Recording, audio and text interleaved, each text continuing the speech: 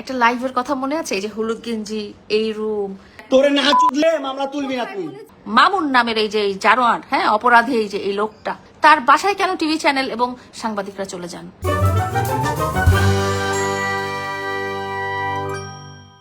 একটা লাইভের কথা মনে আছে? এই যে হলুদ গেঞ্জি, এই রুম, তোরে না চুদলে মামলা তুলবি না তুই। তুই আমারে অজ্ঞান করে আমার মোবাইল থেকে ডাটা ট্রান্সফার কেন করবি তুই? স্টুপিডের বাচ্চা, জানোয়ারের বাচ্চা। অ্যান্ড জানালায় বিছানার চাদর, ওই লাইফটার কথা মনে আছে আপনাদের?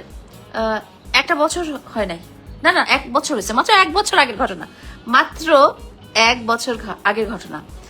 10 তারিখ মে 2025 সালের ঘটনা। ওই লাইফটার কথা আমি জানি আপনাদের অনেকের মনে আছে, আমারও মনে আছে, যেখানে প্রিন্স মামুন নামের একটা জন্তু জানোয়ার আমার বাসায় কোন দিক দিয়ে জোর করে ঢুকে যে আমি ঘুমন্ত অবস্থায় একটা লাইভ অন করে ফেলছে।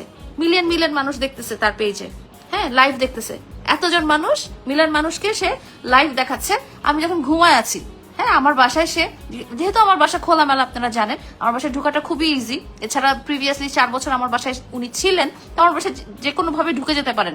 ওই যে ওনার দ্বিতীয় স্ত্রীর বাসায় উনি যে দরজায় ধাক্কাধাক্কি করতে হয়েছে, দরজা সিটকি নাটকায় ধরে লিখন দাঁড়ায় ছিল, ওগুলো দরকার পড়ে নাই। ঢুকে যে যেটা করছে, যে আমি একদম ঘুমের ড্রেস পরেছিলাম, হলুদ কালার একটা গেঞ্জি পরেছিলাম, সে লাইভটা অন করে চিৎকার করে করে কি বলছিল মনে আছে আপনাদের? তোরে না চুদলে মামলা তুলবি না তুই।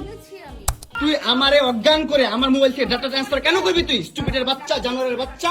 তোর বাসায় আমি আসতে চাইছি কখনো? তুই আনবি কেন তোর বাসায় আমাকে? তুমি যদি আমার কিছুই না, আমার বাসায় কি করো? আমার বেডরুমে তুই তোরে কানছস আমারে। তোমাকে আমি কোথায় ডেকে আনছি দেখ। তোরে না চুদলে মামলা তুলবি না তুই কস।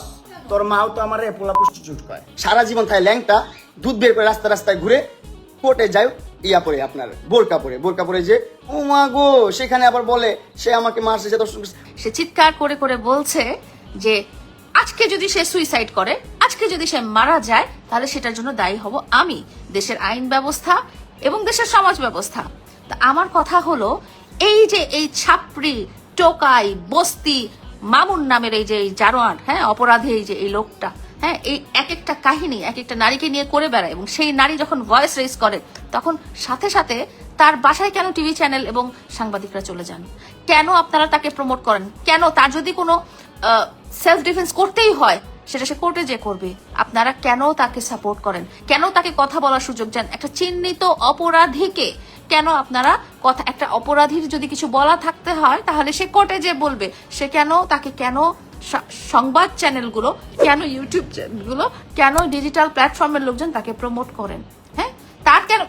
একটা মানুষের সাথে ঠিক আছে আমি খারাপ ছিলাম, আমি না হলে ভুল ছিলাম, আমার সমস্ত দোষ ছিল, আমার সবকিছু ছিল, তুই 4 বছর পরে আমার দোষ তোর চোখে পড়ছে না, যখন তোকে টাকা বাড়ি দিতে পারি নাই, সেরকম 4 মাস পরে তোর বউয়ের এখন দোষ চোখে পড়তেছে।